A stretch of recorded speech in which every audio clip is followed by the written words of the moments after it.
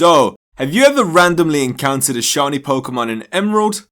Chances are, probably no. This is because the RNG in Emerald is not actually so random due to an error with how the initial seed works, and in today's video, I've decided to use this error to my advantage to see if I can beat Pokemon Emerald whilst only using shiny Pokemon equal to or under 400 base stat total. I will be using a tool to help me time the RNG manipulation for our shiny frames too, but even with this, our shiny frame window is literally only this long, and I've not done any RNG manipulation in over a year either, which is probably why it still took me multiple hours to find my starter. I was so bad at doing the RNG manipulations for this, and every time I checked the Pokemon to see if it was close to hitting the frame, it was always like 1 frame off, or like 2 frames late, you know, around that sort of area. But after a load of hunting, we did end up finding our shiny Trico, and I did decide on going with this Trico as well for the run. It's just because in most of my Emerald runs I'll always use Mudkip, and in Seaglass recently I used Torchic, so that's why I chose Trico here.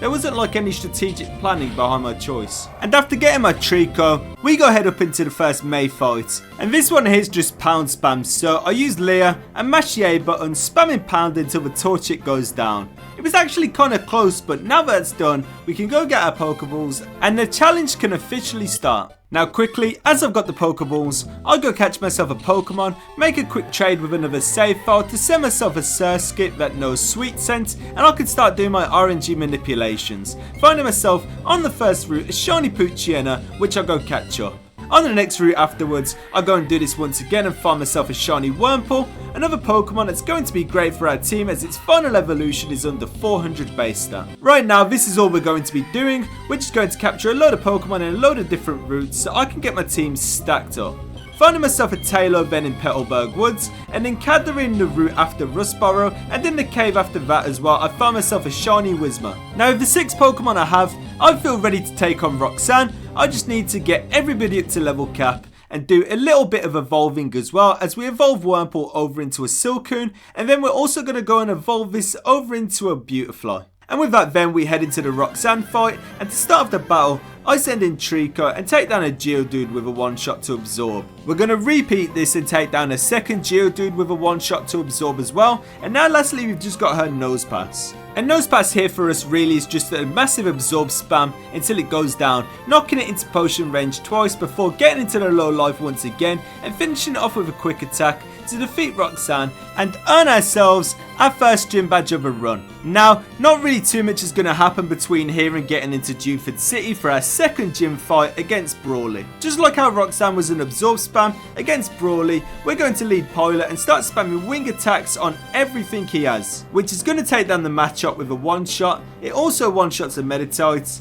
and it nearly takes down the Makuhita too, putting it into the red as it gets a little bit of healing from its Citrus Berry, taking it out of potion range. This is going to be perfect for us though, because we can hit this with one last wing attack from here to defeat Brawly and get our second gym badge. On our way then up to Moorville, we're going to get stopped by our rival for another battle, and I start this battle with Trico, hitting the Wingull with 2 pursuits as it goes into really low life, which actually works out better for us than if it went down, as now I get a much safer switch over into Pilot, who can finish off her Wingull with quick attack and can safely handle Combuskin as well, taking this down with 2 wing attacks, as we then get into our last Pokemon Lombre and we finish this off with a wing attack as well to defeat May, enter Moorville and get into our first fight of a run against Wally. Now Wally in this fight's only got his routes, and this is just a quick 1-shot to Pursuit, so we take this down and get access to Watson. Since I've just reached a bunch of new areas though, I thought before the gym fight I would start picking up some new Pokemon, getting a Marill on the route towards Vendenturf, a shiny Electrike underneath the cycling bridge, and also a Makuhita back in Dewford Cave. And whilst getting everybody up to level cap, Whismur evolves into a Loudred, and I start trying to think of how I want to approach a battle. I didn't really have a solid plan for this fight either, and just knew in my mind it was going to be an absolute massacre, but I tried to do what I could, starting with a fake out on Watson's Voltorb, before then making a switch over into Nincada and hitting this with a Leech Life. I soon though do make the switch back over into Makuhita due to all the rollouts, hitting this once again with a fake out. Now annoyingly we just miss a kill on the Voltorb, but I know Watson's going to heal here, so I stay in for another turn to hit this with a Vital Throw and put it straight back down into the red. And in my mind here, I thought it was going to go for another Spark like it did earlier, so I made the switch over into the Nincada and we get hit by a self-destruct. Thankfully we do tank this with some pretty good life at least. With the Voltorb down, Watson's then going to send in his second Pokemon, which is Electrike, and I'm going to hit this with a Leech Life before making the switch into my Loudred, as we managed to critical hit Uproar, which can take this down as well,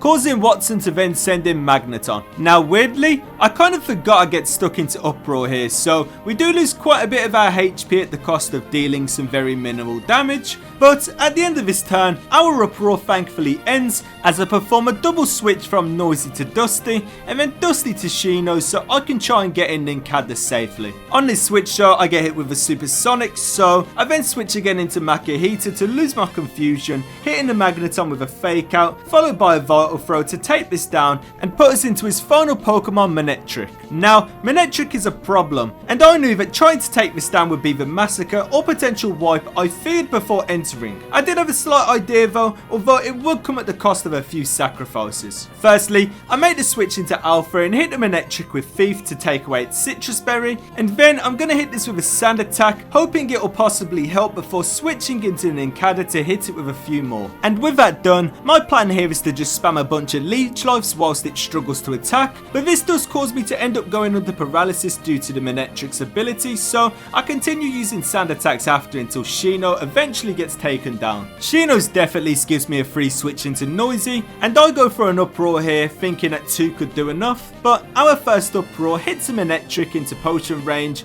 it gets healed, and it's able to hit me with 2 shockwaves from here, causing us to get a second death. With this, I then bring back out Alpha, and with Alpha, I managed to hit 3 bites, getting this into really low life, as unfortunately, he's also taken down. With the Manectric's low life though, I had a feeling this fight would finally be over, bringing out Makuhita to try finish this off with a Fake Out, but we get stopped by a paralysis. But this is fine, I make another switch here over to Trico, tank a Shockwave, and finish this off on the next turn with a Quick Attack, earning ourselves our 3rd gym badge. Sadly, it does come at the cost of 3 deaths, but now we've beaten Watson, we've got access to a load of new areas and start doing some more catching, getting ourselves a Zubat in Meteor Falls, a Lotad in the Route Prior, a Slugma just before Thalabor Town, and a Numel just before the Jagged Pass. And after getting all of these catches, I head to the top of Mount Chimney and go get into my first fight of a run against Maxi. So to begin this battle, I lead Makuhita on the Mightyena, hit this with a Fake Out, and then try to finish this off with a Vital Throw after, which somehow it survived. This means Maxi will use the potion here, so I hit this with another Vital Throw and it survives again, which was annoying for us because we're taking extra damage and even some flinches too, but eventually we do manage to take this down. Maxi then nextly sends in his Zubat, so I switch here over into Sparky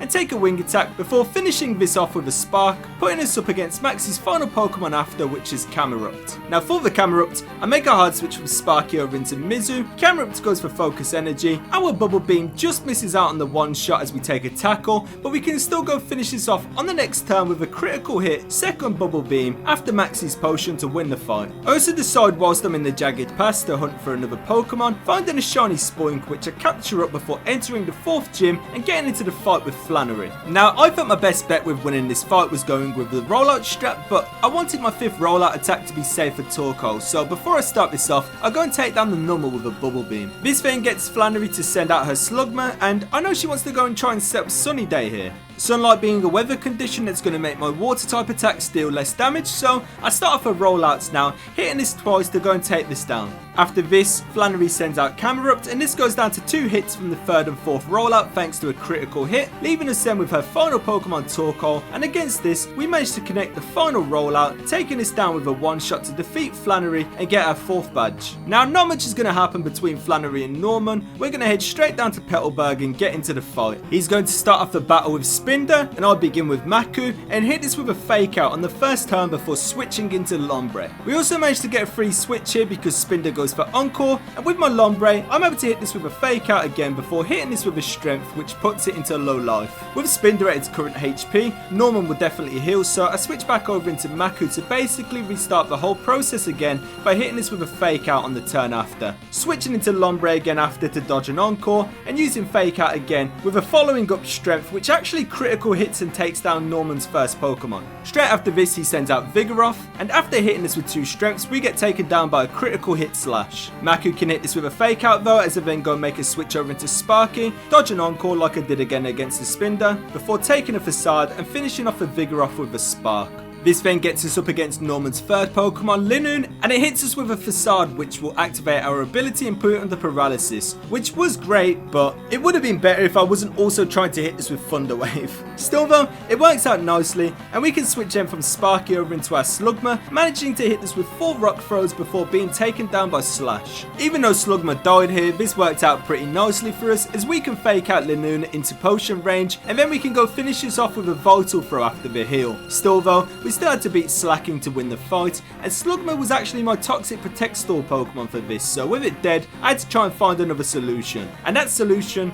was Maku. But the problem is, with Slacking being faster, I wasn't going to survive a hit to set up my bulk up, so I needed Maku to be switched in on a turn where Slacking can't attack. So sadly, I had to look at my team and decide to sacrifice, choosing to spare Electrike as we had Winona coming up next, meaning that I sadly sent my Taillow in to meet its fate. Throughout the run, Pilot had contributed a good amount for us early game, so I was pretty sad about this choice, but this at least meant I could send in Maku whilst the Slacking was loafing around, using his time to bulk up and increasing my attack and defense stats both into +1. Because of these stat increases, we can deal a lot of damage to the Slacking and put it into its Citrus Berry before taking us down with a second Vital Throw to defeat Norman for the 5th gym badge of a run, getting access to Surf as we start heading up to Fortree, where we've got another fight with Team Aqua in the Weather Institute. Her team is not really going to be anything to worry about. A fake out nearly takes out the Kavana alone as we go finish this off with a Vital Throw after, and then lastly we've just got Mightyena, and this hits us with a Swagger after the Intimidate, so it actually puts us into +1.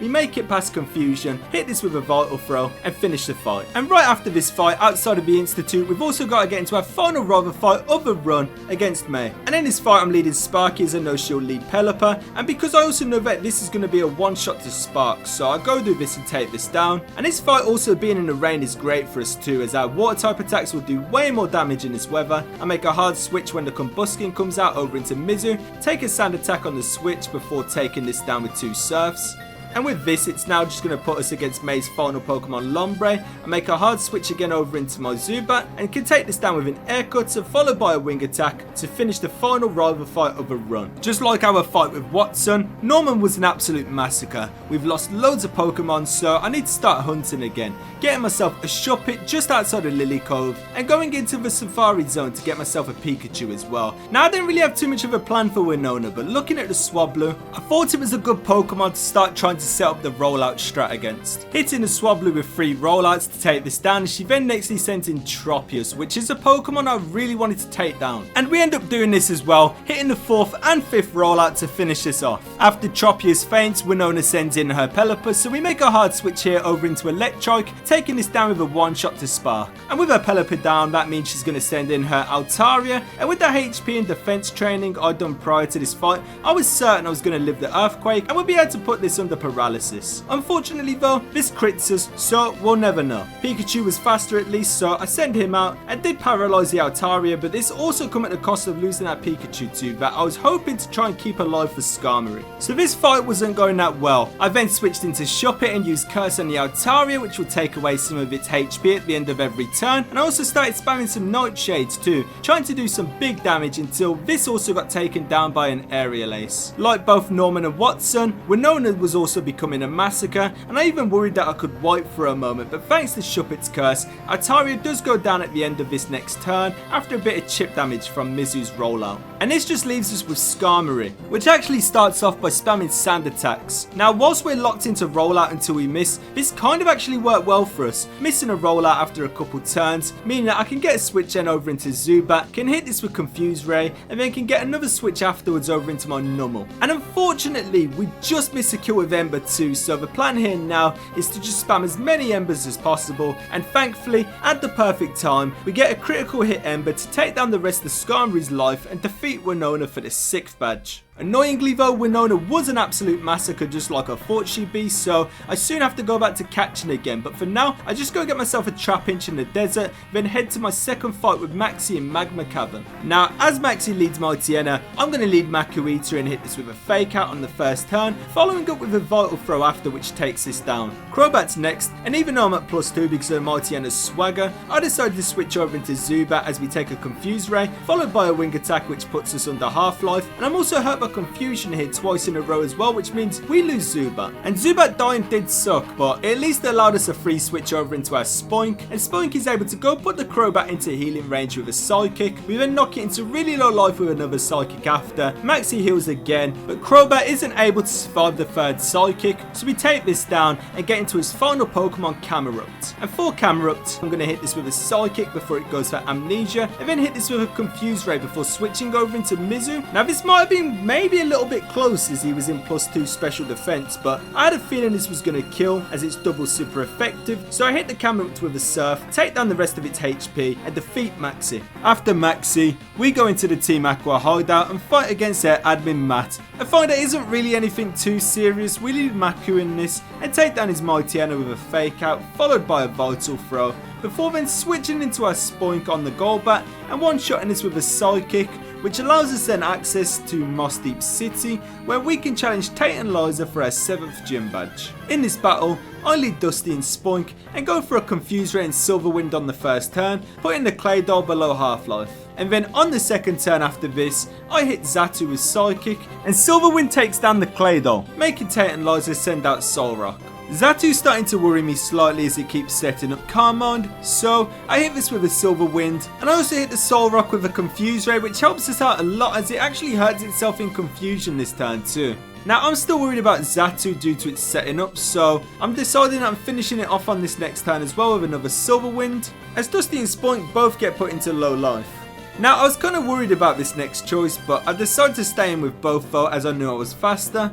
and doubled up on a Solrock with a Silver Wind and Psychic, which did just enough damage to take this down, but sadly as I stayed in with Spoink, Lunatone did finish us off. This death wasn't terrible though, as it gave us a chance to switch into Maku and flinch a Lunatone with Fake Out, whilst also doubling up after with Silver Wind, which knocks this onto its Citrus Berry, so then we can go and take this down on the next turn and win ourselves the 7th gym badge of a run. Straight after Tate and Liza, we've got a third and final fight with Maxie in the Moss Deep Space Center. And we're joined alongside Steven, who despite being one of the strongest trainers in the region, he can truly make some very unhelpful decisions. To try and get through this fight deathless though, I kinda needed to rely on him to do the work. So the first Pokemon that gets sent out in this fight are Camerupt and Mightyena, and nicely in Emerald, Surf doesn't hurt my teammates, so I can use this, do a bit of chip damage to the Mightyena whilst also putting the Camerupt into low life.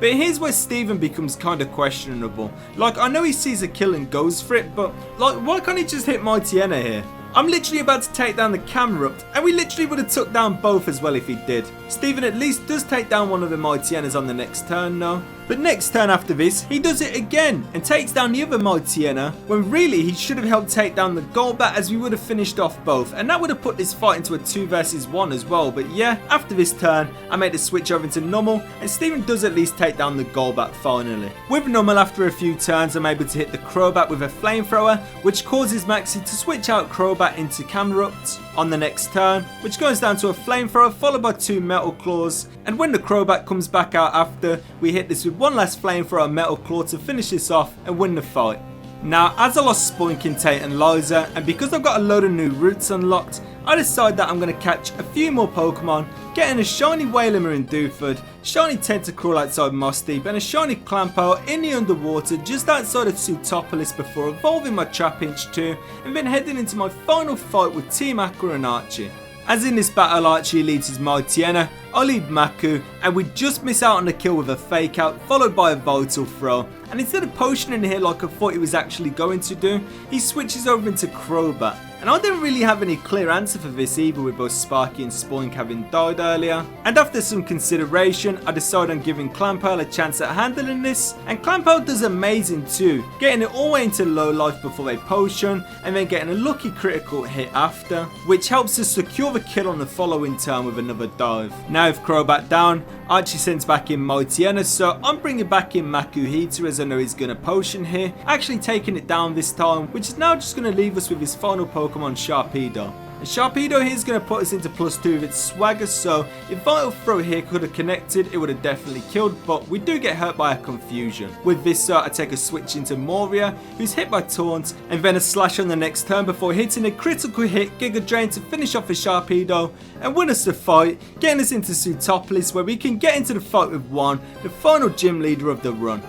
So my plan in this fight is to lead Trico, as it's going to outspeed and take down Juan's Love Disc with a one shot to Giga Drain, and we also managed to live an Aurora Beam as well whilst fighting his Celio, and this allows us to two-shot his second Pokemon. Next up though, he's going to send out his Kingdra, which is definitely his most scariest Pokemon, but I had a bit of an idea for this as well, swapping into Tentacle to dodge the Ice Beam. Once getting Tentacle in, Juan and Kingdra start spamming a load of double teams whilst I start spamming Screech, hitting this 3 times to put its defense stat into -6, and then trying to hit this with a bunch of acids after to try to take it down. Both of the times that we get into low life it uses rest, but on this second time that it's used rest, the Chesto Berry had already been consumed, so I made the switch over into Maku and then take this down with a Vital Throw. This makes Juan nextly send in Whiscash, and I'm going to go make the switch over into Trico, and we can go take this down with a double super effective Giga Drain, and that's just going to get us into his final Pokemon Crawdaunt. Now annoyingly, this survived Giga Drain with like 1 HP.